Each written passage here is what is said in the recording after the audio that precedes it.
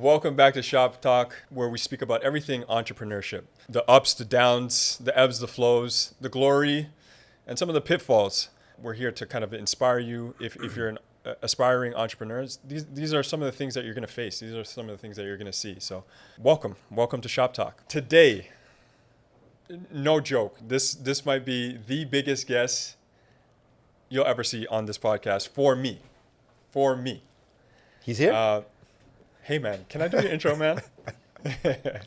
This gentleman is definitely an inspiration, definitely a well of knowledge, and just someone to model your business after.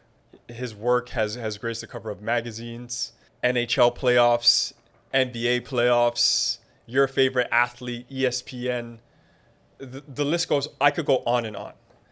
When I first started in my career as a barber, this gentleman here was more than welcoming to me to let me cut as a young 23-year-old, showing me the ropes, not just holding the clipper, but everything else that came with it, the insight.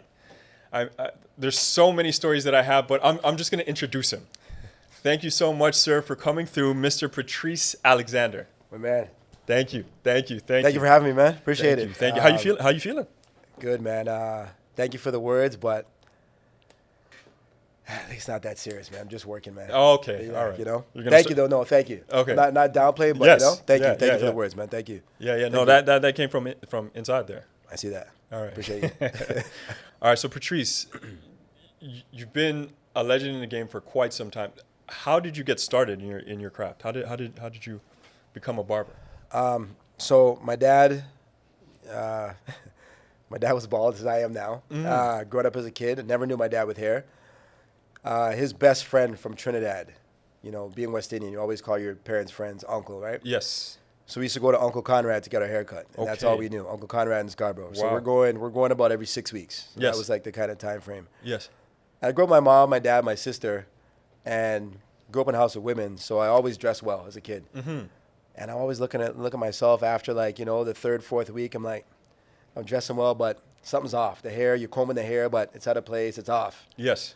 And at 8 years old, went to the barber and seeing this guy cut hair, Conrad. Conrad's wearing slacks. Conrad's wearing the wingtip shoes. He's wearing suspenders, white shirt like yourself. And the way he's cutting, it's like the hair is just flying off the razor and no hair is falling on him. I'm like, yo, this is the guy. Wow. This is the guy I want to be like. I mean, my dad's a great man. Yes. There's nobody else I would want to model myself after. Yes. As a man, a provider, yes. a husband, a father. But this guy had the style. Like, my dad was a mechanic.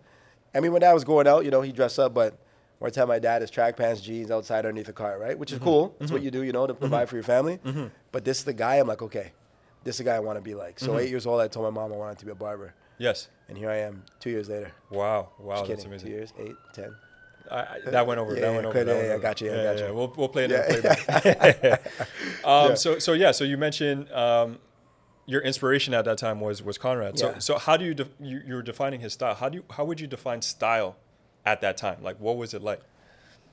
Well, I mean, for us as barbers, we have the mat on the ground, like a stress mat.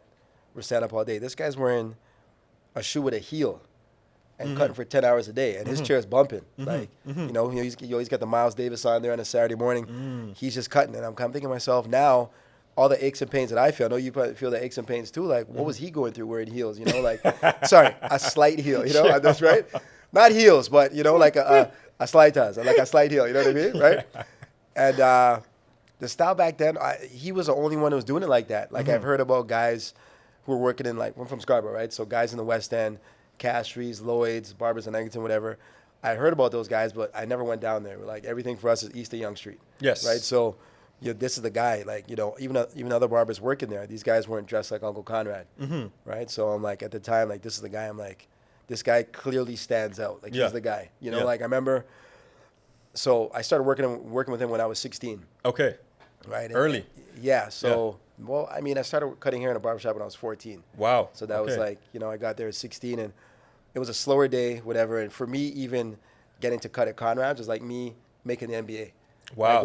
That was the shop. That's the league. You're there. Yeah. I'm in the L, right? Yeah. So this guy, it's a slow day. It's maybe like a Tuesday or something like that. He's like, you know, I think I'm gonna go outside and change my tires. So I'm looking at this guy up and down. I'm like, okay, you're wearing slacks. You're wearing those socks there, you know, that are mad, like, it's almost like sheer, those sheer socks there. Like, you know, like your foot slipping in that shoe heavy, right? Yes, yes. And I'm like, I got to see this, right? So I'm just looking out the window watching this guy jack the car up there and change tires. He just unbuttoned his cuffs there, whatever, opened the shirt a little bit. He changed his tires in the parking lot, man. Wow, wow. I'm like, okay, this is the guy. This is the guy, a man of many talents. This the guy. Holy smokes. This the guy. So in terms of like haircuts, what was it like? What was the style back then? Like what were people coming down, sitting in your chair and asking for? Like what was the bread and butter? So I know it sounds weird, but when I had hair, I'm not even gonna lie. Like you could exactly right. Once upon I had hair, I was born bald, right? I'm not even gonna lie, man. I was telling somebody this story the other day. 9 out of 10 guys, like in high school, growing up in my 20s, sit in my chair, say, "Yo, I want my hair like yours." Okay. Like 9 out of 10 guys, "Yo, man, I'll just take your haircut." Okay. I had the waves going on, whatever, and you know, just had the low ball fade. Yeah. Guys like, "Yo, man, I'll just take it like you." It's Okay. either that or guys taking the basketball cut, just the low ones, you know, like Yes. low. It's like now, bedhead is a hairstyle. Mm-hmm. Like guys wake up and just roll out the bed and you know, it's a style, right? Yeah. Back then you couldn't do that. Like you had to be tight all the time, right? So I mean, it's not like now. Like back then, I know barbershops had the poster. Yeah. With, "Yo, man, I'll take a number 3. Yeah. Okay, whatever. You know. Wow. You hope to get a number 3, or you know, okay, I'll take a number 8. Wow. You know? Yeah. Amazing. So just touching on a few points that you've already spoke about is this aspect of branding yourself. You stepped into Conrad's shop and you realized that this is a man of style, and that kind of propelled you to want to pursue a career in barbering. And now you're mentioning people would come into your shop, look at you and say, "I want that." Can you tell us a little bit about like how important branding yourself is in what it is that you do? So now it's like branding has actually become a thing. Yeah. Back then, I wasn't branding. It was just me being me. You know, I'm just expressing myself, right? Yeah. And again, I grew up with, you know, my mother, my sister in the house. So we spent a lot of time in the U.S. growing up. So we're doing a lot of shopping. And my sister, you know, I used to get her hand-me-downs. I've been wearing pink. I've been wearing pink before everybody. Before everybody. Before Conrad, I've been wearing pink, right? Yeah, so, and it wasn't my choice. Just like, okay, you're going to run this pink golf shirt, you know? Yeah. But, you know, it was running. Yeah. Yeah, you grow up in the house with them, and it's just a matter of, you go into the States, you just kind of develop a style. You know, Yeah. I'm down there so much. I got cousins in New York and stuff who I see how they dress. I'm like, okay, I like what's going on here. Or even hip-hop molded that too, you know. Of course, the Timbs came out, early 90s. You want to dress like these guys. This is like the standard, the norm, right? So it wasn't even a matter of branding, man. It was just, I mean, branding came later because people actually put a term to it. It's just like, you know, you're trying to ting. Yeah, trying to ting. You know, it's just you being you, right? Yeah. Okay, so break it down for me. So you get into Conrad's, you start cutting at a shop when you're 14. You're inspired by style. Like, how much did it cost to get started in becoming a barber? So my mom bought me my first clipper set in New York. I'll never forget that. I was 12. Utica and Clarkson. Okay. One of those Korean shops. Okay. So this is 12. This is 1989. I'll never forget. It was $45.99. It was a wall clipper set, and it had the adjustable arm. And this is before you were seeing anybody on road that had the clipper with the adjustable arm. This wasn't regular. Wow. So she bought that for me, and then my dad told Conrad, you know, the boy wants to cut here and whatever. So Conrad sent over a classic '76. Said, okay, here. Wow. He wants to cut. Roll with that. And Wow. back then, that's like a Lamborghini. Yeah. It had a motor. Yes. You know, and it had the metal clip. Yeah. The metal clips alone. Yeah. Back then in 1989 were like $40 for a clip. Wow. I don't know how much it is with inflation now. Yeah, but it's yeah, like almost 40 years ago. You know. Yeah. $1,000 now. Well, I mean, Toronto, yeah, Toronto, for sure. Right. So, you got me started with that, and I used to. So the clips, so the lower, obviously, you know the numbers on the clippers, whatever. Yeah. You ever have a classic '76?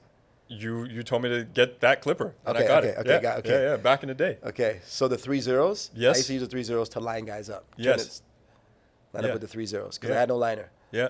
Right. It's not until maybe a year or two later went back down to New York and I got my first liner at the same Korean spot for like $39.99. I'll never forget. Okay. TL liner. Never Okay. forget. Yes. Yeah, Okay. TL liner. And that was it. Okay. Off So the not races. so not much to invest to get started, essentially, is what you're saying. No, because you're cutting guys on the block, you're cutting your friends there. And, I started in a barbershop called Charisma when I was 14. This is like 91. I was 14. These how do I say this?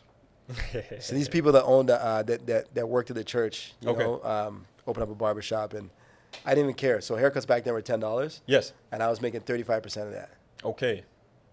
But there's no other kid at 14 years old could say they're working in a barbershop. Yes. Guys working at McDonald's, Yes. KFC, delivering papers. Yeah. I'm in the barbershop, right? Okay. Yeah. Okay, so you were the only kid in the barbershop working. At that time, was there any idea of what it is that you were doing in terms of entrepreneurship? Did you see yourself as an entrepreneur? No, or it was just me trying to catch up to the older guys. So all those guys were like in their late teens, early 20s. So it was just me trying to catch up to those guys. Because all I was thinking, okay, like I remember my first haircut when I got the job. I cut somebody's hair, and the guy was sweating like crazy. Didn't know how to brush the hair off. They're like, okay, we'll give the young guy a chance. Haircut was terrible. Then this guy comes in for a haircut. I'll never forget, man. Guy got to be in his mid to late 20s. Yeah.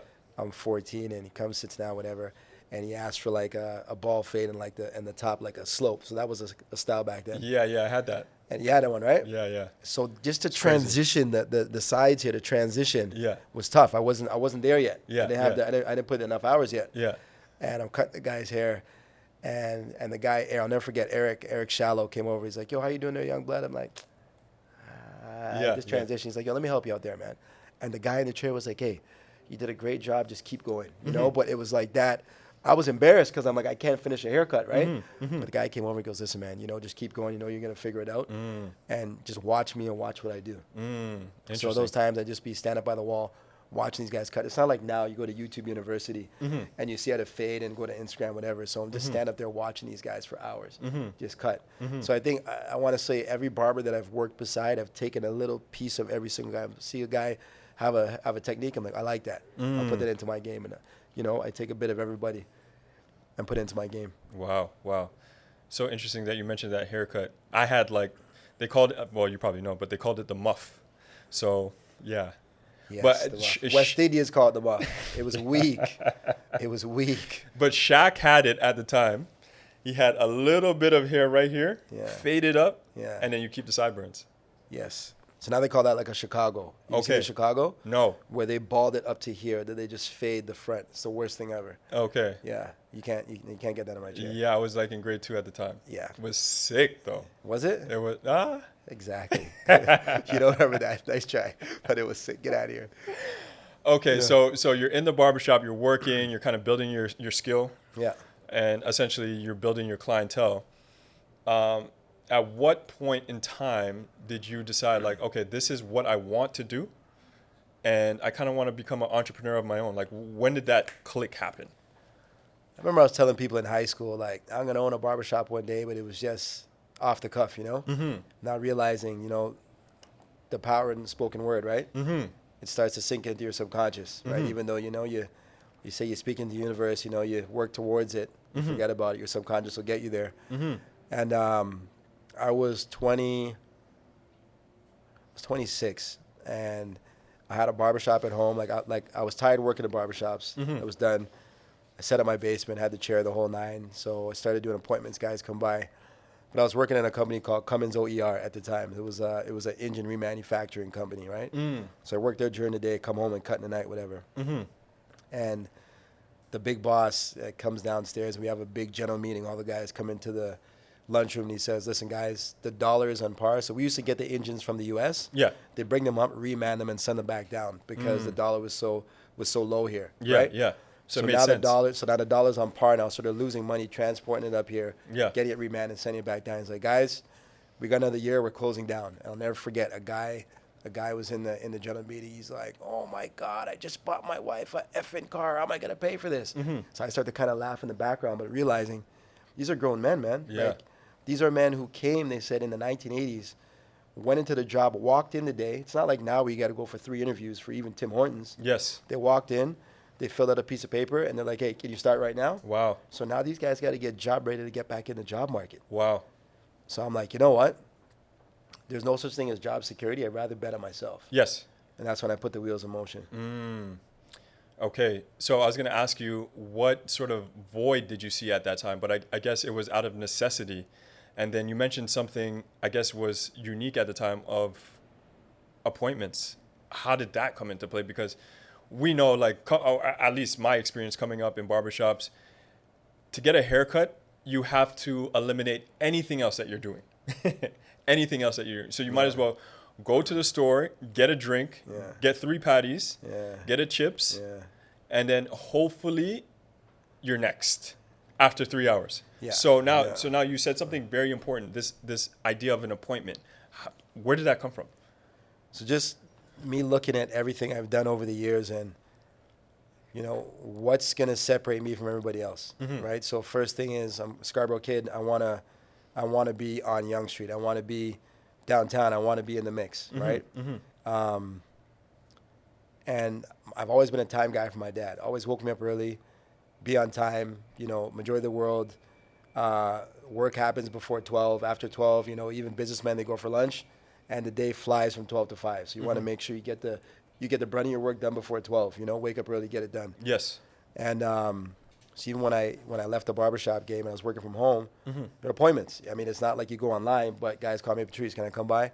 Yo, I'll be home at 3:15. I'll wash up. I'll be ready for you at 3:30. Next guy calls, yo, can I get a cut? Nah, you got to wait till 4:30. So the appointment started there.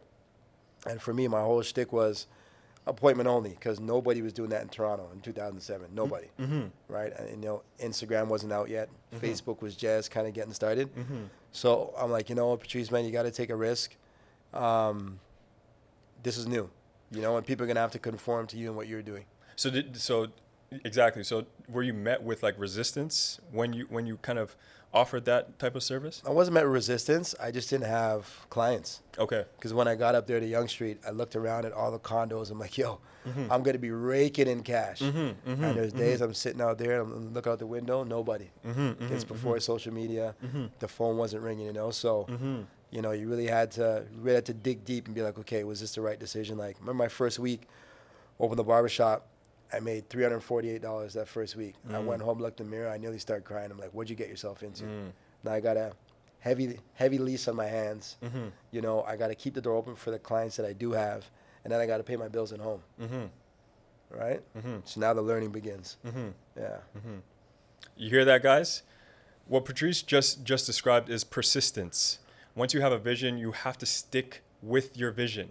There's going to be ebbs and flows, highs and lows. But once you believe in yourself and you have faith in your vision, you stick to it and you're going to come out on the other side. And if it doesn't work, you have to understand what that process is doing for you, that kind of character that's building in you to approach the next endeavor. So amazing. So we just spoke a little bit about the ebbs and flows. So what did that teach you about yourself at that time that you can apply to how you do business today?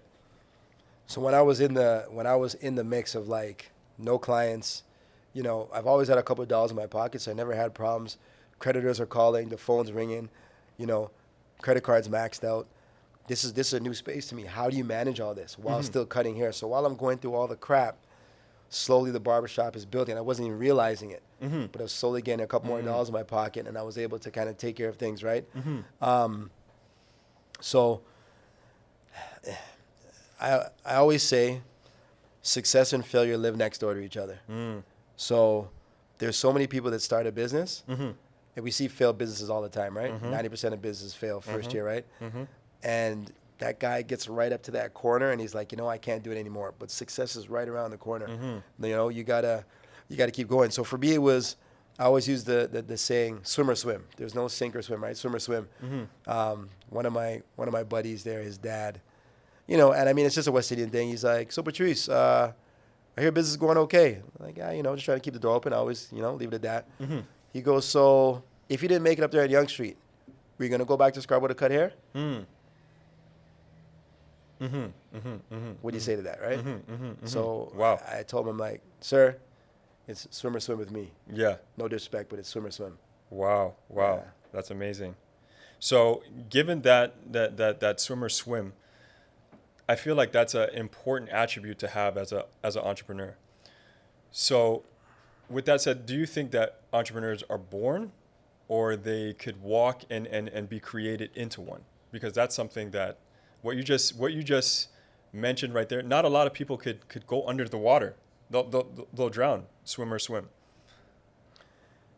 I mean, now that I'm on the other side, Yeah. I guess, you look back, what's the worst that could really happen? I always feel like there was always a safety net there, you know?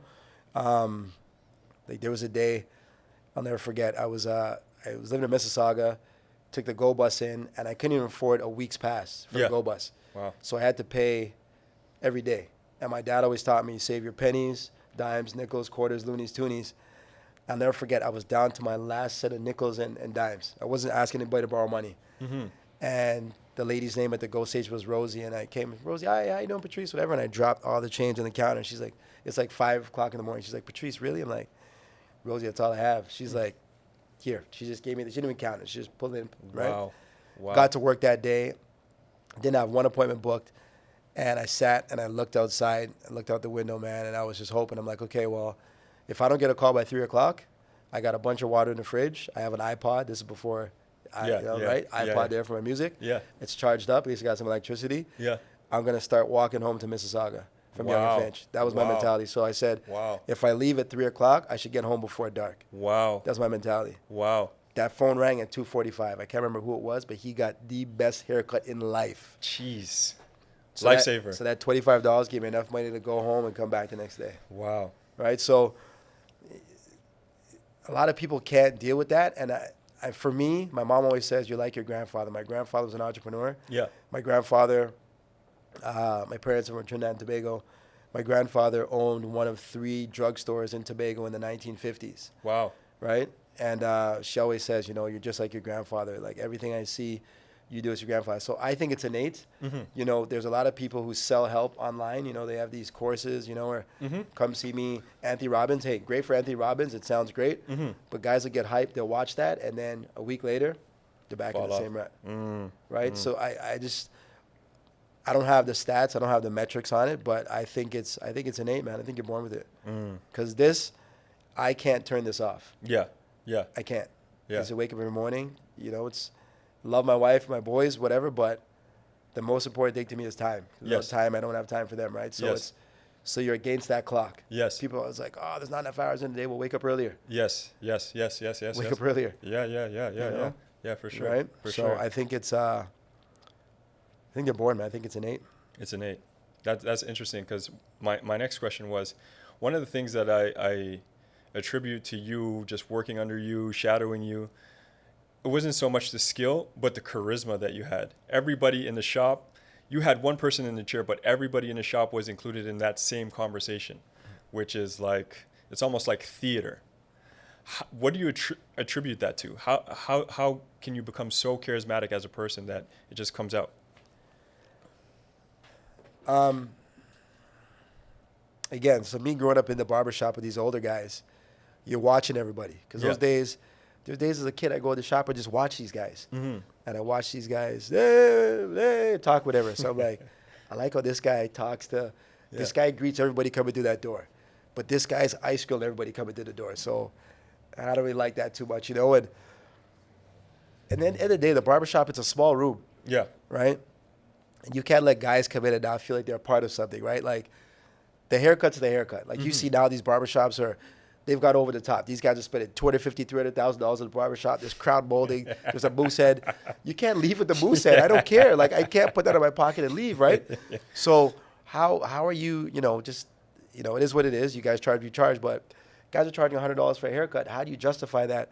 What's the extra meat in the bone? Like, how do you justify and how are you over-delivering on the experience? And listen, I'm not saying I'm the best barber, but guys, I could put, and I say put a piece of shit on someone's head, but they give them a bad haircut, but I make them feel like $1 million. It doesn't matter. Yeah. You know what I mean? Yeah. So how do you over-delivering on the experience? Yeah. That's a big question, right? How do you over-deliver, right? So, and listen, every time you walk in my barbershop, there's one thing playing on TV, ESPN. That's it. Keep all the other channels. I don't need them. Just ESPN. So everybody comes in, they're like, oh yeah, she's watching sports. Guys come in there, so there's already a common denominator. And as a barber, you're seeing the same guys all the time. you know, I feel I could make a connection with everybody. I got some guys who were real hard asses at first. I broke them down, you know. I got a couple guys, you know, that work at the Xerox tower, whatever, really tight. Guys are millionaires, but said, yeah, I'll take the sides low and the top high. And hey, watch Raptors game? No, I don't watch Raptors. I'm like, okay, I'm going to get you. It's just a matter of time. Yeah. But I'm going to break you down, you know? Yeah. Guy rolls up. He's like, hey, man, it's a nice car, man. Whatever. He's like, you know about this car? I'm like, yeah. He's like, we know this car. I'm like, yeah, I got one similar. Oh, really? Yeah. The perk up. He's like, you know, I have this really cool software where you can hook your laptop and you can increase horsepower. I'm like, yeah, but you crack the code. Don't need that. Yeah, you crack the code. So I just find it's part of it. You know, you want to be able to find that common thread with everybody. And I learn from everybody that sits in my chair. It could be a little kid. Mr. Patrice, can you put it on? Da-da-da, whatever. So what's on that channel? Da-da-da-da. I'm like, oh, that's what that channel is. Gotcha. So I'm even learning for little kids. You know what I mean? Yeah. Right? So, and listen, it's a rough world out there. Yeah. If you could give somebody half an hour, 45 minutes of your undivided attention, you know what that does for that person? You know, like I had a barber used to work for me. This guy used to wear headphones in his ear and listen to the radio and just not saying anything to the customer. Like, yo, take that out of your ear and give them something. Yeah. Give them more. Yeah. You know, and listen, man, as a barber, you know, after you've done your 10,000 hours, the clippers are on automatic. Yeah. You know, and I'm a guy, I like to read and I like to learn and just learn a little bit of everything so you can touch on something with everybody. And if not, you could ask them, draw the information and take that down. I'm like, put that in my notes. Yo, you know, that's interesting. Let me check that out after. Okay, next time he comes in. Yeah. It's the real estate market. Yeah, man, I see real estate market. It's even out now, blah, blah, blah. What do you think? Yeah. Bitcoin. Yeah, so what do you think? Bitcoin, you know, are they going to half? Is this it? End of the cycle? You're learning, yes. You know? Yes. Right? Wow. So much information, just a well of knowledge. So you mentioned that the game has somewhat changed, where there's crown moldings, there's studio light, all these things in a barbershop. Are there certain trends that you see today that you're a fan of? And what are some that you're not so much a fan of? Flaky barbers. Okay. Right? So got guys hit me on Instagram. I'd love to come work at your place. I'm not even advertising barbers. So one guy sent me his Instagram. He's cutting hair in January. He's in Etobicoke barbershop. Cuts are incredible. Then, what do you call them? Tile. In March, he's working in Mississauga. New barbershop. Tile. Now he's working in a barbershop in Brampton. Okay, so you're a drifter. You didn't have to tell me your story. You're a drifter. I don't need that here. Like, you know, I'm building something here. You know, I don't want, like even right now, I work by myself for the last 4 years. I don't need any distractions. I have so much on the go right now. I don't need any distractions. I have my blinders on. Once I can see what's in front of me, I can attack what I'm going after. But ideally, you'd want a young guy to come and kind of take over what you've done and grow it and make it even better. Yeah. You know, and crown molding isn't going to make it better. For sure. A moose head on the wall is not going to make it better. You know? No, it's you guys with the big moose head on the wall, like, you know? Yeah. The man's a big game hunting out there, you know? Like, you can't leave with the moose head. Wow. Right? Unless it's a juice. Yeah. You like moose head? Beer? Nah. I'm more of a MGD. Yeah? You drink liquor, eh? Not so much, I'm kidding. You pull back on that, eh? You pull back. Not so much. I'm kidding. Yeah. But yeah, awesome. So are there things that you can apply to that you're seeing within the industry today that you would apply to your business now, or you're kind of at peace with what you offer to the market currently? Nah, this is it, man. I mean, and again, when I say this is innate, anything that I do, I'm going to give it 110%, right? So now, barbering is the coolest thing ever, the profession. Everybody wants to be a barber, right? Yeah. So one of the reasons why I left the barbershop originally in 2002 is because guys would disrespect my profession. Like, man, you're just a barber cutting hair out of your mom's basement. I'm like, okay. Yep. Right? So guys would disrespect my profession, right? Yeah. And you're just a barber. I went to school for accounting, so I remember I started working at a golf clothing company, and I remember seeing in the office there, we had the time on the bottom right-hand corner of the screen. They had a clock up and my watch, and I'm like, yo, that time is not moving. I don't like this. Sitting down there doing nothing. I'm going 100% on what I do. You know, like I kind of said I want to change the game, but without saying it out loud, I want to change the game. But I'm going to make guys appreciate our craft. And I remember when I first got up to the barbershop, there was this kid came to see me, 12 years old, And he's like, Mr. Patrice, I don't know what it is.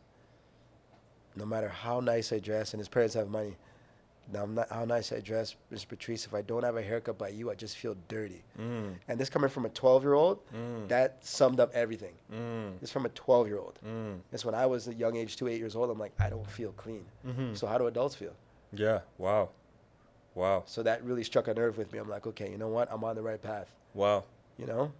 So you spoke about changing the game, and you've done so. I mean, like I've mentioned, NBA, NFL, NHL, whatever the league is, you've covered athletes from all over the globe. Was there a moment where you realized, like, okay, I'm doing it, like I'm doing the thing that I set out to do? Was there like a milestone moment that you felt not so much accomplished, because we know that, you know, we're always evolving, but you're just like, okay. So we're sports guys. 100%.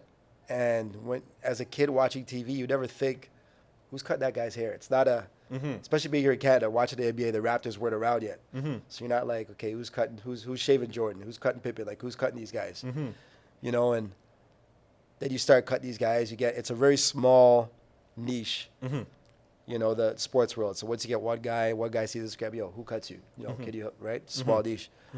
Now you get to see the athletes, which these athletes are just like me and you, but they make a lot more money, right? But they've put in their hours to get to where they are. You got to respect that. Yeah. And they put their pants on one leg at a time, you know, shirt one arm at a time, eat the same food we eat, you know, and I'm like, okay, I'm with these guys now. These guys are no different from me. But like even me traveling to cut these guys on the road, them flying me out, it's cool. People are like, oh my gosh, that's sick. I'm like, yeah, but he's a millionaire. I'm still going to work. He flies me out. That's great, but it's still work. So for me, when I was like, I didn't say I made it, but I'm like, wow. Like I started out over here, and during the pandemic, like my clients were asking me, you know, before the pandemic, guys are like, I'm going out Saturday night. What can I use in my hair? What do you recommend? And I tell them, guys shop, most expensive, and the best packaging. Go to Shoppers Drug Mart and buy X, Y, Z. But I wasn't really paying attention to what was in the actual product, right? And I said, you know what? So many guys were asking me, why don't I start my own? But I was traveling like every 5 days. I was in the States, right? So I had zero time. The pandemic hits and everything stops at a halt. Shuts down. Yeah. So now I have all the time in the world to start reading up on exactly what I want to do for the product.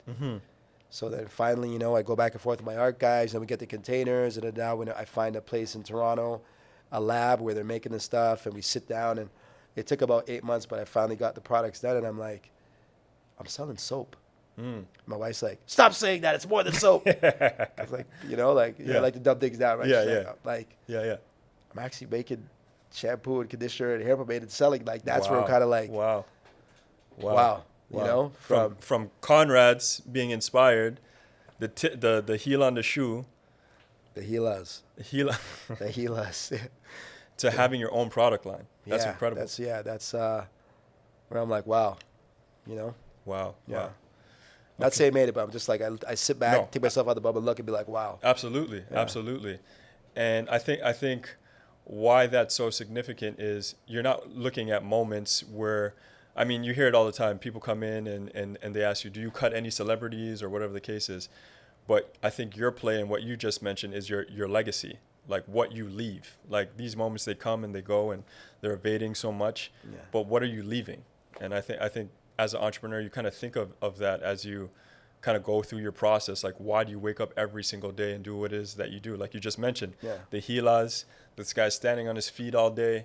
And no stress mat. No stress mat. So his calves were probably crazy. His back. Right.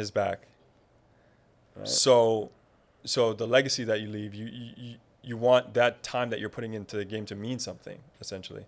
That's so amazing. Okay. So quick question. So I'm not a barber. I'm a new client in your chair. What are some style tips that you would offer me as a new client of yours? You're not using Head and Shoulders, are you? Sometimes. Not you. You're not. No. I'm using the guy. Okay. Sometimes? Yeah, sometimes. Why do you use Head and Shoulders? I mean, it just gets the dandruff out. Does it really? I mean, that's what it says on the commercials. How often do you shampoo your hair? Not too often, right? Yeah. So they say you don't shampoo too often because the chemicals in the shampoo are too harsh. So why buy it if it's too harsh for your scalp, and why sell it if it's damaging scalp? That's what I start with. It's not about the haircut. So it's more of the proactive measures than the reactive measures. Absolutely. Wow. Absolutely. Thank you so much. I Absolutely. appreciate that, Patrice. Yeah. If you seen young Patrice about to embark on a career in barbering, and you seen this guy, he had great charisma about him, he had great spunk, what would you mention to him now that we've kind of gone through your career, a timeline from Conrad's to having your own product line? You see young Patrice, like, yo, man, I'm trying to get into the game. Like, what would you tell young Patrice as a nugget of information that he's going to take throughout the rest of his career? Trust yourself. Be an independent thinker. Don't listen to anybody, and keep going. So my son, he's 11. He plays hockey. So, I mean, it's outside of barbering, but he started skating 3 years ago. Couldn't skate. Wow. So now he's playing single A hockey. Wow. And he's playing a year up. He's playing with he's the youngest on the team. And so last year, this guy was just scoring goals, and he didn't understand the game of hockey. So now he's learning. He's putting in his 10,000 hours now. So this coach we have is like, he's a hard ass. He's not playing around. And this coach has a system. So I'm even learning from this. You can take this with you, right? I always say sports is the biggest analogy to life. And he's like, guys, I don't care if we lose every single game of the season. You're going to play my system. And I watch Mason there, like the puck's on the blue line, and I see him like he wants to go, but he's afraid to get benched. He's 11. So me and the wife there, Tracy, we're always like, listen, trust yourself. The coach says if there's an empty sheet of ice there and you're on the blue line, no one's around, you take that, but you make sure you're 1,000% sure you got a clear shot in the net. You don't got to score, clear shot in the net. And, we told him, listen, man, make sure you believe in yourself. And that same game we told him on the car on the way up there, you got to go, right? So, wow. Again, it applies to everything, not just barber. You got to trust yourself. Everybody always knows, right? I'm pretty sure when you open up your barbershop, people are probably like, you sure you want to do that? Or Jessie, or, right? Yeah.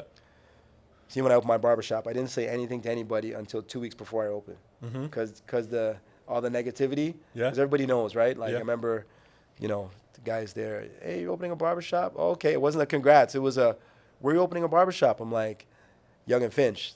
Before they say congratulations, like, there's no black people up there. I'm like, I know. That's the point.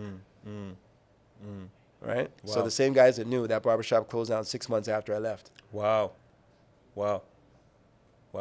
Such an important principle to always remember, always having faith and believing in yourself and seeing things through. Like you mentioned, like that persistence is so important because of the ebbs and flows.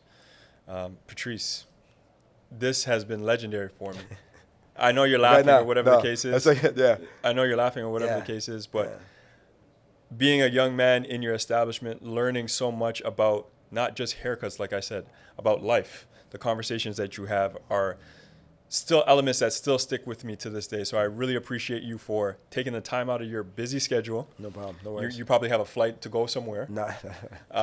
And thank you for just sharing your well of information, your well of knowledge. And I appreciate you stopping by for Shop Talk.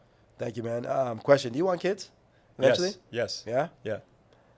So you make sure. I know you keep using that word legacy. Yes. I use the word dynasty. Okay. So in what you're doing, you set the bar pretty high. You make sure that he supersedes what you've done, or else you haven't succeeded. So even in my industry, I set the bar pretty high for myself. My son has to supersede what I've done, or else I haven't succeeded. Wow.